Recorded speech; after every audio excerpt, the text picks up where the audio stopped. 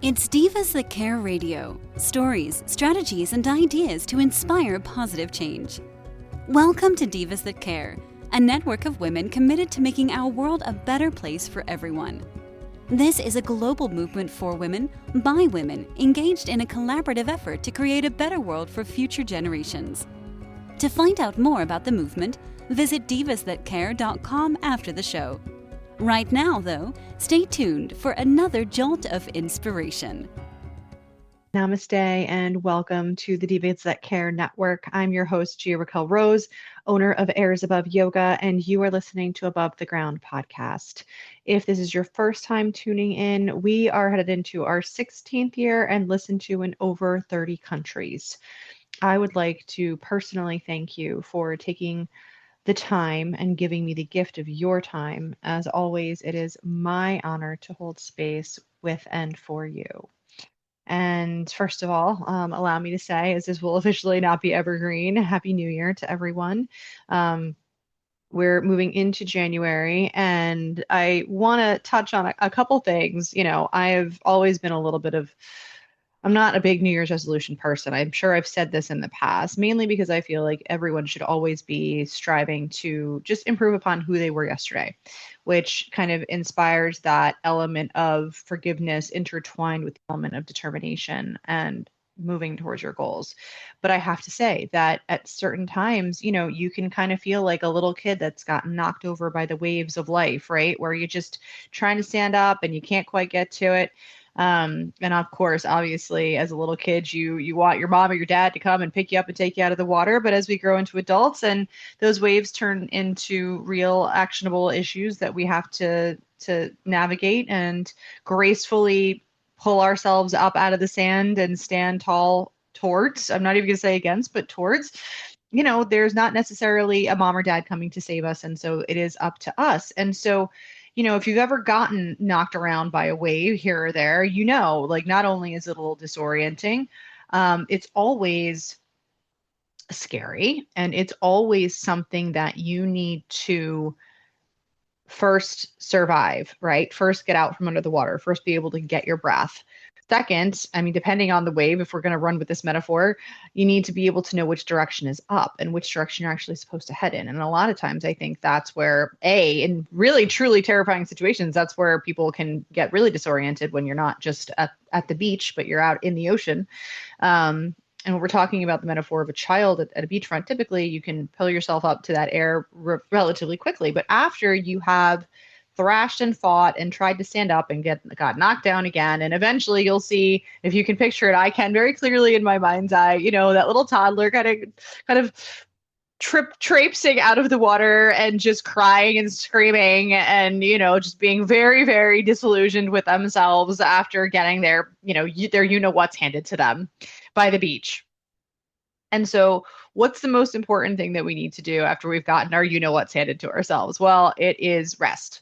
And so as we talk about New Year's resolution and everyone talks about the momentum, even I talk about the momentum, and this is actually going to be a kind of a counterintuitive conversation because the poses that we're going to discuss in this asana episode are actually momentum inspiring poses. But I want to address first the need for rest.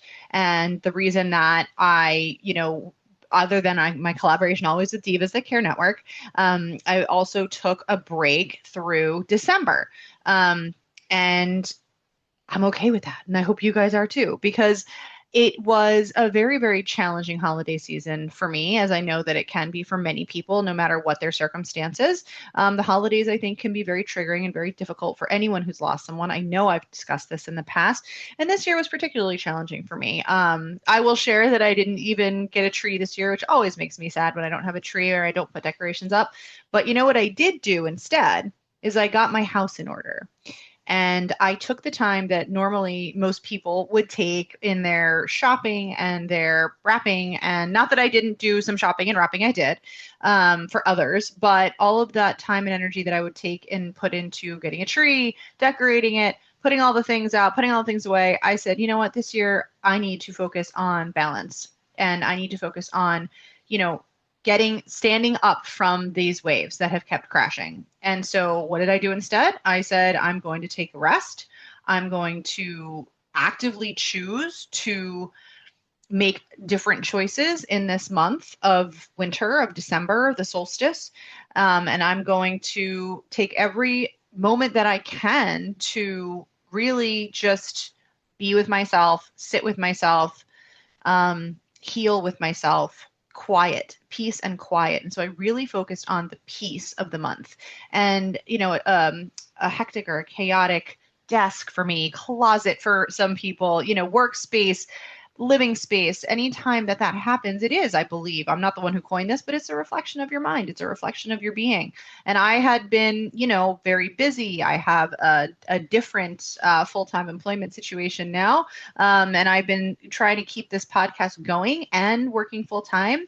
And with the commitments that I have in my life, trying to create that balance without really losing things and giving up. And I think that's really important, is one of my favorite mottos: rest, don't quit. Rest, don't quit. And so that's what I did in December. And I thank all of you for giving me the grace of that and allowing me to take the time that I needed to be able to come here. I won't even say, fully out of the dripping wet toddler screaming moment of this past fall and winter. But we're here and we're showing up. And I think that that's the most important thing. It doesn't need to be perfect. It doesn't need to be polished. I didn't have a Christmas tree this year, but you know what? I have a completely cleaned out guest bedroom. I have a whole pile of clothes to donate to my church for their campaign that they run after the holidays. So some good will come out of that. And in addition to that, I'm setting myself up for the beginning of this year in a place of balance, where now the time that I would have been spending elsewhere, I spent kind of attending to business and things that make me feel at peace when I come back to my home. And I think that that's very, very important for people, especially people who maybe don't live alone, trying to cultivate, I've mentioned it before, Drew Barrymore's meditation closet, a space of peace for yourself within your home. And without having the ability to rest, we lose that momentum. We lose that motivation, because it can be such, day-to-day living can be so overwhelming. Even with all things going well, overwhelm is a true and real thing, especially in this life. And we're not even going to get to talk about all of the external influences like the news, what's going on in the world. We're not, that's not why we're here. We're here to uplift. We're here to be the change that we can be within ourselves and in our immediate surroundings, because that is going to have, if everyone did that, again, lights on a dark globe, if everyone lit up, this world would just become lighter as it stands. So my focus is on creating the space for you to be a little bit inspired, I hope, a little bit motivated, and to find a place, A, of peace for yourself, B, the grace that you give yourself to rest when you feel like you want to quit. When that wave knocks you over and you're sandy and you're swallowing salt water and you're screaming and you don't know which direction is up, as soon as you get yourself, and that's up to you, getting yourself upright and out of the water in the right direction, and that is something only you can answer. When you drag your tired, screaming toddler of a self out of the beach and you get onto the sand, just laying down in the sunshine and appreciating that peace. You're out of the fray. You're on your towel, right? You're in your safe space, which hopefully is your home. And again, I wish and hope that for everyone. I know that's not always the case. So as always, if ever you are not safe in your own home, please, please, please, there are ample resources online. And I hope in your community to help you with that. But again, I digress. So back to the inspiration part. Hopefully, after a time of rest, after a time of recuperation, after a time of rebalancing, of taking care of the things that are just clogging up your mind, right? Like if you have a pile of laundry, it's just a thing in your head that you still need to do, and it takes up space and it wastes energy. It takes energy, and it takes less energy to do the laundry than it does to procrastinate the laundry. And hi, this me, two thumbs procrastinator right here. That's me. So, there is the acknowledgement of the rest, of the relaxation, of the taking the time to restore yourself, to lay on the beach, to lay on your couch, to cuddle with your dogs, cuddle with your children, cuddle with your partner, whatever it is that it may be for you, where your peace is, be in that. And when you really, if you feel like you need to, take the time and make the sacrifice, but don't let it be a permanent sacrifice. Let it be that race of rest and let that be a gift that you give yourself. And then you can move forward. And once you do, you'll know, your body will tell you, I'm here today and I'm tired today. I'll be very honest with you. I am not my best self. I'm very tired. I just did a yoga practice in preparation for this.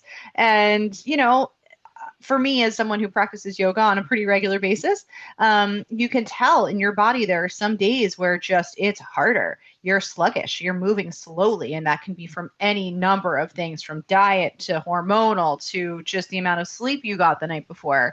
There's so many things, your mental and emotional well-being, all of those things come into play. But if you practice yoga on a regular basis, you will know beyond the shadow of a doubt where your energy level is based on what those asanas feel like, especially some of the more challenging ones and the relaxing one, because I'll tell you, I took a couple extra minutes in Shavasana today. I said, oh, this is what I need. I need to be laying down on the floor. And so hear that, feel that, become attuned enough with your own body and your own self to understand that and to recognize it and to give your body what it's asking for. I think that is so important. And that's one of the reasons why I love yoga and love the practice and love the attunement that it gives you to yourself. Because again, we can't be anything for anyone else if we're not first that for ourselves. And that starts with self-love, I believe. So once you are back on that beach and you've had that moment, that toddler moment of the tantrum to the rest, and you start to kind of open one eye and want to play in the sand and build a sandcastle or whatever it is that you want to do. We're really running with this metaphor now. It's taken on a life of its own.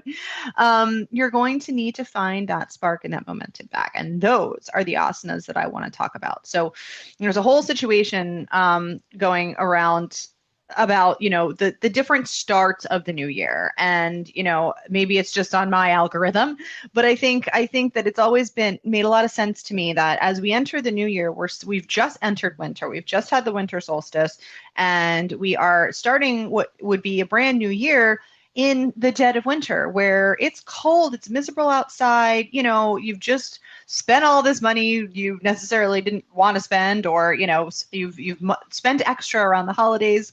Maybe you did want to spend it and you love the people around you and you want to give to them, et cetera. And that's beautiful and wonderful. But, you're bringing things down, you're putting decorations away. This is kind of where a lot of people are. I won't blanket statement, where a lot of people are. And it's just not the season for, new beginnings, I feel, just organically. And so a lot of people then talk about the Chinese calendar and that lunar new year, and the idea of the fire horse has been everywhere because we're moving from the snake year to the horse year. And so people start talking about that as like the true new year. And then there are people that go into the older, more seasonal new year of the astrological calendar. And that would be in that Aries, and I am an Aries, but that would be that start of the astrological calendar in the Aries season, which is, end of March, beginning of spring, when things start to bud and bloom out in the world. And so it doesn't matter whatever you ascribe to, but just as that thought process of, if you are trying to initiate things, right? If you're trying to start resolutions, go back to the gym for that first month when everyone, their brother shows up and then no one's there by March, consider maybe starting small. And instead of kind of using the ball drop as your kind of, gunshot to run with something and move and go with it and start forcing yourself if you don't feel it, right? Holiday hangover, if you will. Then start small. It doesn't mean you can't make resolutions. It doesn't mean you can't take actions on them. But I like to think of the momentum as something buildable, something actionable, something achievable. First of all, top priority, achievable. And finally, something that you can sustain, sustainability. And that's, been a big theme for me, especially with my dietary choices, I'll call them. And, for things that are slow, steady progress. Think tortoise, not hare, right? And so when we're talking about this kind of building of momentum, and herein lies the point, we're talking about the asanas that are dynamic, that will inspire and create movement and generate some heat in the body and provide focus. And if you can't see where I'm going with this, some of my favorite asanas, some of the most notable, some of the most traditionally associated with asanas are the warrior postures. And that's your warrior 1, your warrior 2, and your warrior 3. And they are, with some modifications, accessible to pretty much everyone. And I say with some modifications, and wall would count for warrior 3. But essentially what I love about these postures is they are traditional. Well, at least one. Warrior 1 is traditional in a sun salute. But warrior 1 is your fierce, again, associating not necessarily with gender, but with the yogic principles of forward-facing, sun, masculine, heating element. That's your warrior 1. Whereas your warrior 2, I'm going to say, because of the fact that A, it is somewhat of a hip opener, pardon me, and B, it is, as opposed to the feminine receptive, and here's where I'm going to trip myself up a little bit, but to me, it has that feminine aspect out of the warrior sequencing because it is a lateral pose, not a forward facing. So when I talk about this, if you're thinking of a yoga mat, forward facing is going to be the far end, the small end of the mat. Lateral facing is going to be the lengthwise side of the mat, not the short side. So you open your body up. It's a hip opener. It changes the way that the hips are situated in the sockets of the joint. And a lot of vinyasa flows. I've done this numerous times. A lot of my yoga teachers that I love have done it. You move from a warrior 1 to a warrior 2, and it's like this opening up, right? So your hips are facing forward. You pivot your back foot, and you kind of come from arms up or arms up to arms out, and it's this expanse. And I think that it's a beautiful transition that tons of yoga instructors do, and it feels so good in your body. And it brings that feminine aspect to it, but it is still, a bit of a strenuous pose. There's tons of modifications that you can do. But when you're talking about the movement of energy, what I love about the warriors is that they are, aside from downward facing dog, which is an inversion and, a traditional and very much, associated yoga posture, your warriors they not only ground, but they physically direct energy. And they direct energy in theory, almost any direction that you want, right? So if you're thinking of warrior 1, your feet are grounded into that floor. Your legs are strong. They are leg strengthening asanas. Your core is strong. You are literally holding this position of a warrior. And your arms, now warrior 1 has tons of arm variations, but traditionally speaking, the arms are raised up, whether they're interlaced in front and you have a deep back bend and you're lifting up from your heart center, careful not to pop the rib cage, but lifting up from your heart center, or even if you don't have that kind of open chest mobility and your arms are straight up, fingers pointed to the sky. It's this balance of grounding and upward movement at its core, right? And then when you're talking about a warrior 2, it's the same thing, this balance of this grounded, bringing that energy up from the earth, creating that connectedness, building that strength in your legs and in your hips and in your lower abdominals and core. And then that energy is moving outwards from your body through your arms. So it's still bringing that energy up through the earth and then directing it, maybe not up, but out. And it's a release, right? As opposed to, as I like to say with the warrior 1, you're like building, it's connecting earth and sky. It's this beautiful single line of energy moving bottom to top. Warrior 2, it's this dispersion of energy away from you. So if you really just feel like you need to release, warrior 2 is there for you. And for warrior 3, it's a balance pose. And what I love about warrior 3, especially when we're talking about momentum and we're talking about building, warrior 1 and warrior 3 are very much in unison with each other. They're very much in common. Warrior 2, again, is that little outlier, which is why I like to kind of name it akin to that feminine receptive energy, the moon, the left side of the body, right? Those are all of the alliances. Again, gender neutral, but in yoga, that's been the traditional distinctions of the two different sides of the body, left, right hemispheres, etc. And again, you can go down huge rabbit holes. We don't have 8 hours over time collectively, but I like to keep people's attention to the best of my ability. So warrior 3 is very, very similar to warrior 1 with one very, very big distinction. And that is you pivot at your hip crease, stand on one leg and send the opposite leg directly out behind you. So you wind up looking, in an ideal world, like a T, standing on one leg. Now you are directing energy from the earth in opposite directions. This is a very strengthening posture. It can be grumpy on people's lower backs if not done appropriately. And obviously, as a balance posture, if you don't have a wall or you have not the best balance, you have the tendency or the potential to fall. And of course, in any yoga asana, if you lose your balance, you have the potential to fall. I will always say for Warrior Three, it's one of my favorites. And what I love about it is you can do it with your hands on the wall, you can do it with your fingertip on the wall, you can do it with your back leg on the wall, which is, I recommend having an instructor help you through that. Not that you can't figure it out, but I do recommend that because, or at least a good set of mirrors around you to kind of see to make sure that you're in the correct position. But what's great about any of these different ways, you can also use a strap. You can take your hands behind you and use a strap and open the chest and have the arms out. So you're kind of combining a Warrior Two and a Warrior Three to a certain extent, not for the hips, but only for the arms and the upper body.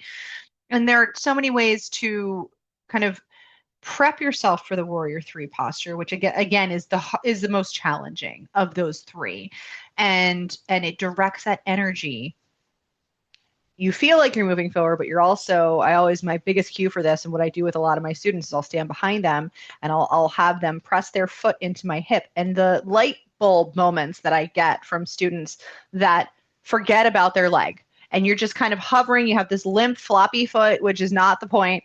And as soon as you give someone something to push into, that stream of energy goes in both directions. And so it's just such a beautiful way to create that momentum. So no matter if you're practicing for balance, no matter if you are just trying to build strength, now I will say all of these postures will help with flexibility, especially with the hips. A little more so with the spine and only in Warrior One per se, but truly for the hips and strengthening of the legs. That is at its core, right, where we are with these postures. These are not going to be as flexibility focused as, let's say, lower high lunge, where you're really deepening into those hip flexors. These are going to be strengthening the calves, the thighs, the glutes, strengthening through the core, really creating the basis for balance. So when you're talking about practicing them, it's either a heel to heel alignment on your mat, which for Warrior Two, and for Warrior One and Warrior Three, it's the train track alignment. So your feet are in line with your hips, and you want to do that to protect the back knee, whatever leg is reaching back behind you. It's going to be on a 45-degree angle, and it creates just this little pivot in the hip that if you do have, tight groin muscles, tight inner thigh muscles, it can pull on the inside of the kneecap of the back leg.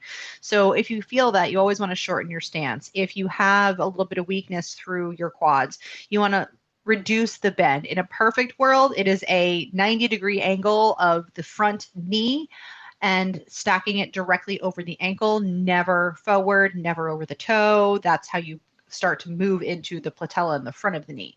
So once you have that, then your back leg steps back, little tiny 45-degree angle with that back foot. And the most important thing is you want to lift up through the arch of that back foot, kind of press the blade edge of the back foot into the earth to engage through the muscle. Similarly, in Warrior Three, to putting the foot against me or a wall, where you have that point of contact, that engagement through the back leg. And then through the hips, you have that kind of similar one leg, both legs in Warrior One and Warrior Three have a little bit of an internal rotation, with the exception of the back leg in Warrior One, which is slightly externally rotated to accommodate the turning out of that back foot. But once you start to pivot on that toe and take a small step forward to hover up into a Warrior Three, whether you're touching a wall, whether you're supporting with a strap, whether you are using, measuring first to know where you are and using your back leg, these are all different methods that you are able to use. And you'll notice that hip is going to start to rotate inwards as that back leg comes off the mat and brings you towards your forward now Warrior One. I'm sorry, Warrior Three. So moving from warrior one into warrior three is a beautiful and very simple transition. And again, takes that energy from grounded upwards facing to out in two directions and focused. And I think that's what makes me so excited about these postures in relation to new beginnings, because it's taking energy that's tired, right? It's accessible energy, and it is strengthening it, building upon it safely, and then directing it in a specific place chosen by yours truly or yourself, wherever you want to take that energy. And when you talk about the second aspect, the warrior two aspect, that divine feminine aspect of it, it's the same strengthening, grounding nature of the legs, right? Only now our hips are, the front leg is in external rotation and the back leg is slightly internally rotated. So, and a lot of teachers, I've had different schools of thought. So let me address that briefly. In Warrior 2, traditionally speaking, if you have a yoga practice, the front heel and the back arch are what come into alignment. So you're on a single line of energy, right? If you have any hip balance issues, or if you have tighter hips, then you would take a heel to heel alignment so that the front heel ends up in line with the back heel. And that gives a little more room to that back hip to release and open up. And again, remember, if you go back to warrior one, it was the opposite, where the front is an internal and the back is an external. So it's kind of, while it's easy to transition from warrior one to warrior two, these little kind of yoga instructor, deep practice micro movements do make a big difference. And so as you open up into that warrior two, you're opening up through the pelvic bowl, you're opening up through the front of your hips, you're engaging through that front glute. A lot of instructors, and I don't love the cue, but I've used it many times, they say roll that front hip under. And what that means is that as you engage the glute, the knee is going to start to pull out towards the pinky toe of the front leg.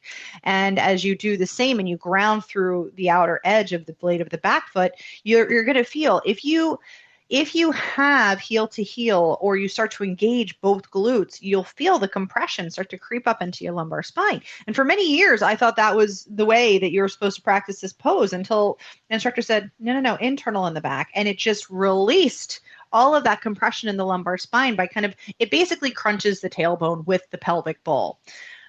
I could get into the dynamics of how and why it does that, but essentially I ask for you to try it if you feel so inclined. Disclaimer, not a doctor, yoga instructor, not a physical therapist, yoga instructor. So if you have any contraindications, they are your responsibility.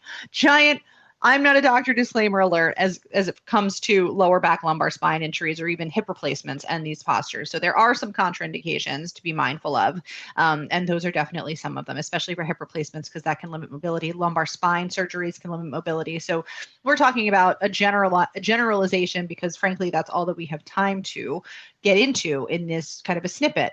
But these are the little nuances of what happens in the hips, and then the core, you're still drawing from the lower abdominals up. And then that energy, instead of a gentle back bend that we get in a warrior one, turns into a very solid and even a slight removal of the back bend in a warrior two. So as you're opening the hips, you don't want an arched back. You want to have that core strong. You want to have the spine in alignment. And in so doing, you will create that line of energy, that core strength, and that stability to then open the arms and release. And if you have tension in your shoulders, if you can't see, my palms are facing down, tension in your shoulders, for those of you listening and not watching, you can flip the palms up, which then releases the shoulders from the neck and allows for the kind of shoulder blades and the lats to engage. And I love that for women who carry a lot of tension in their upper backs, necks, and shoulders. Men too, but women definitely tend to have that kind of little more of a hunch, right? So if you're kind of struggling and you're here with a crunchy neck, and by here I kind of look like a turtle again for those of you.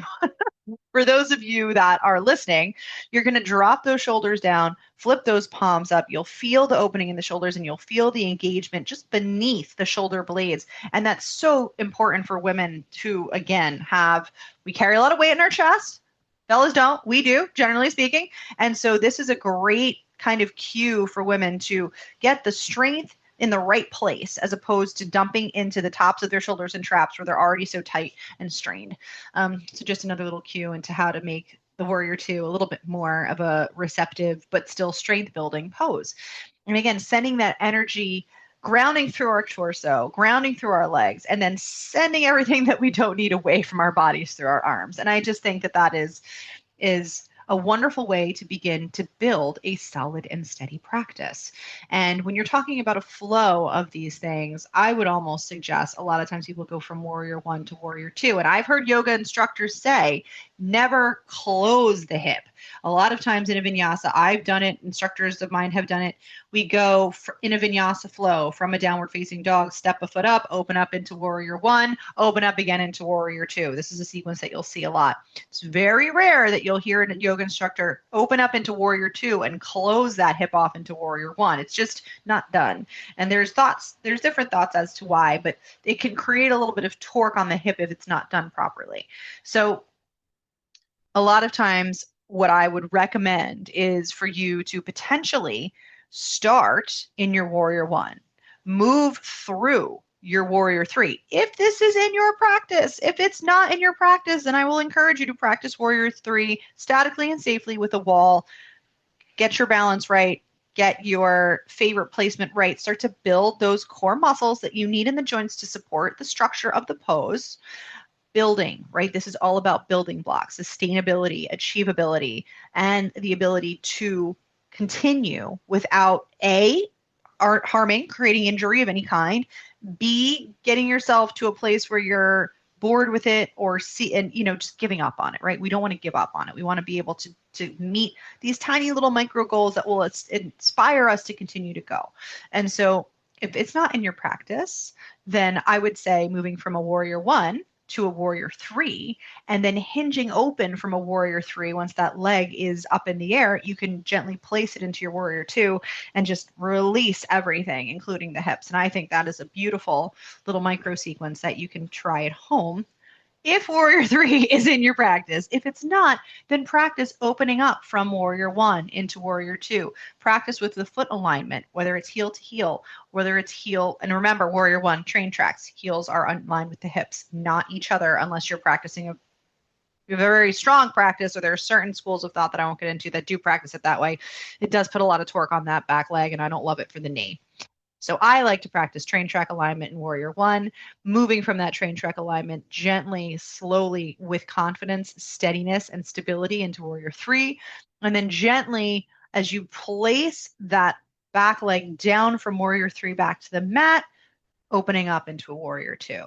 And just letting all that energy go, letting it all release. And if you've had your arms open and forward in warrior three, like I said, a lot of times, whether it's kind of like Charlie's Angel style, for those of you who are not, with the fingers interlaced and you're looking forward, that's one option, or arms straight up over the head, like parallel to your ears, palms facing out, kind of keeping the shoulders away so that you're not kind of crunching into your ears. But having that and tilting forward into your warrior three, and then coming back and opening up into that warrior two, I think is a beautiful transition, pardon me, that you might be able to utilize as you start to get a little bit more confident in your balance and your ability to move that energy through. So these are three postures that most yoga students have some familiarity with, at least the first two, warrior one and two. Pardon me. And as for warrior three, let it be a challenging pose for you. Let it be a goal pose for you. Let it be something that inspires you to cultivate the strength, the steadiness, the balance, the inspiration to get there, to do it, to face something that might be a little more challenging, a little harder for you. They always say in yoga, the pose that you hate the most, I don't like to use that word, but just, tongue in cheek, is the pose that you need the most. So whatever pose challenges you, and that doesn't mean to say the pose that you're contraindicated against, but it just means the pose that you do, but that you're like, it doesn't feel like, my body doesn't like it. I don't love that. Or, it's too hard. Those are the ones, that's where the money is. That's where the magic happens. That's where your body is your mind is stopping your body from what it needs, essentially. So, with all of this in mind, I encourage you so much as we move through whichever new year you feel aligned with, January 1st, the lunar new year, or the astrological new year, wherever you fall. I still believe that any resolution can be done at any time of year. It doesn't need to have a January 1st date or gunshot, and that you are able to build actionable, achievable, and sustainable results by starting small, forgiving yourself when you take a break or an active choice. And I'm going to share this one more thing. So I've been wanting to incorporate, my yoga into my everyday. And the other day, as I said, today is not, I'm not at my top energy level today. And I haven't been for a couple days, and that's okay. But the other day I had a choice to make because I have a little bit of a routine. I'm a routine-based person. It helps me kind of feel like there's some control to the chaos. Even if it's an illusion, let me have it, please. It's sometimes we need it. And I was really tired, and I really just knew I wanted to take a shower in the morning and not the night before. And oftentimes I'm much happier in the morning if I've showered and done what I needed to do the night before. But I just said, you know what? Tonight I'm going to make the choice. I'm going to not practice yoga tomorrow, and I'm going to take my shower and dry this hair before it's very cold where I am, before I go out, and I'm going to make that conscious choice. And it was a conscious choice, and it went against what, I want for my routine, which is to do yoga every morning. And that needs to be okay. Just like taking a break over the holidays, because I don't want to come here and do a bad job. I don't want to not inspire. I don't want to not motivate people to do their best, also with the caveat of rest if you need to, and let that be okay. And don't feel guilty about it. Make the conscious choice. I know that my body in this week, in this 2-3 day period, needs more rest. And these are the things that I need to do. And this is how I want to show up for myself. And in that moment, I was so fatigued and I was so tired that I said, I think it's best for me to go to sleep post haste, favorite word of mine, immediately, and to make the sacrifice of my yoga for one day of the week so that I can start refreshed in the morning, get a little more energy from that morning shower, maybe. I don't know. It's an Ayurvedic principle to definitely shower at night, rinse the day away, kind of that energetic. When I love it. But also, when you start the day fresh and you have that first shower in the morning, it wakes you up. It helps kind of get you moving. And when we're talking about momentum and these warrior aspects, just always remember the transitions in these postures are so important, and taking those transitional moments in your evenings and your mornings, those are so important. Making sure that you honor your body in the moment, no matter what your routine is. And that doesn't give you carte blanche for quitting everything and giving up. And, that's not what I'm saying. But what I'm saying is you'll know, and your body will tell you when you create and cultivate this relationship with it, where you actually listen to it, what it needs. And when your overall goals need to take one day, that's okay. When your toddler tantrum wave crashed self needs to take a beat over the holidays, that's okay. Doesn't have to be over the holidays. But as long as you rest and don't quit and show back up in the best possible space that you can, not perfect, but the best that you can, with something to say that hopefully has some substance with it, and with something to give and share and energy to bring, then do so. Rest, don't quit. And as always, I am so grateful to each and every one of you for sharing this space with me. So I ask that you please feel free to share the same with your loved ones. For more goodness, follow me on all the socials at Above the Ground Podcast, and visit my website, airsaboveyoga.com. As always, please don't forget to check out my other episodes and all of my amazing sisters at Divas That Care. You can find us on Spotify, Odyssey, Apple, Amazon, iHeartRadio, or anywhere else that you feel guided. Again, my name is Gia-Raquel Rose, owner of Airs Above Yoga, and you are listening to Above the Ground podcast, where every day is a good one. Thanks for listening. This show was brought to you by Divas That Care.